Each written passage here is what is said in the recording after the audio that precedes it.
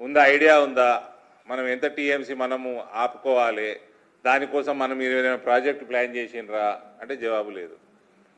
ఎంత TMC requirement ఉందంటే జవాబు లేదు. ప్రాజెక్టులు కట్టడానికి పైసలు ఎడికెళ్ళి తెస్తారు అంటే జవాబు లేదు. మీ ముఖ్యమంత్రి ఏమో జర్నలిస్టులతోటి, పబ్లిక్ తోటి, అందరితోటి ఎక్కడ పడితే అక్కడ నా దగ్గర పైసలు లేవు, ఎట్లా నడిపేలా రాష్ట్రం అని ఆయన అడుగుకుంటున్నాడు.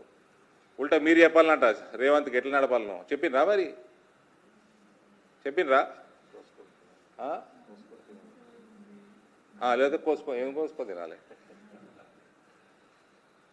ఆయన ఏమో అట్లా అంటుండు మీ ముఖ్యమంత్రి, మీరేమో ఇట్లా అంటున్నారు. చంద్రబాబు నాయుడు ఆయన పని ఆయన చేసుకుంటూ పోతున్నాడు. మీరు చేస్తున్నారంటే మీకు చేతనైతలేదు. మిమ్మల్ని కట్టొద్దనడా? మీకేమో ఐడియా లేదు.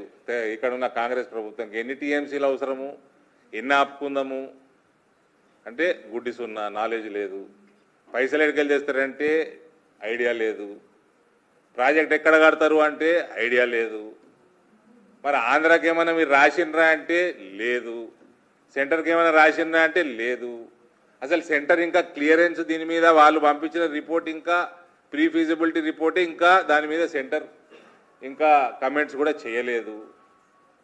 ఇది కేవలం లోకల్ బాడీ ఎలక్షన్లో వస్తున్నాయి కాబట్టి కేసీఆర్ డైరెక్షన్ మేరకు తెలంగాణ సెంటిమెంటు పెంచనీకే ఉత్తమ్ కుమార్ రెడ్డి చేస్తున్న పని ఇది. ఈయన పిసిసి ప్రెసిడెంట్ ఉండగా ఆయన చెప్పినట్టే టికెట్లు ఇచ్చిండు ఈయన 2018లో కాంగ్రెస్ టికెట్లు. ఇవాళ ఇప్పుడు మళ్ళీ తెలంగాణ సెంటిమెంట్ లేపుదామని ఇది చెప్పినోడేమో దీనికి క్లియరెన్స్ ఇచ్చాడు ముఖ్యమంత్రిగా. ఇప్పుడు మీటింగ్ పిలిచినోడేమో గుడ్డిసున్న నాలెడ్జ్, జీరో అవగాహన. ఏంటంటే బుడద చల్లాలి బీజేపీ మీద. రేవంత్ ఇయ్యడండి. రేవంత్ మంచి వ్యాపారం చేసుకుంటున్నాడు, మంచిగా వ్యాపారం బెదిరిస్తున్నాడు. మా మహేష్ కుమార్ గౌడ్ గారికి ఆయన ఫోన్ ఎందుకు ట్యాప్ చేసిరు? ఆయన ఏ 10,000 లేడు అన్నాడు. వర్కింగ్ ప్రెసిడెంట్ అన్నారు. వర్కింగ్ ప్రెసిడెంట్ ఆయన. నిజామాబాద్లో ఏం లేదు ఆయనకి. నేను గౌరవిస్తా. ఆయన బ్లాక్ బెల్ట్ కరాటే ఉన్నప్పుడు మేము అందరం ఫ్యాన్లు ఉంటుంది, చిన్నపిల్లగా అలా ఉంటుంది. ఆయనకు పాలిటిక్స్, ఆయనకు I don't know what politics, ఈ నోస్ వాట్. ఎప్పుడు ఎలక్షన్ గెలిచిన ఆయన ప్రెసిడెంట్ అయిపోయాడు.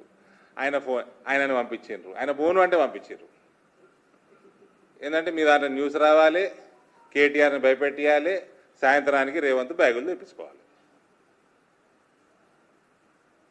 ఇది తప్ప ఏముండదు.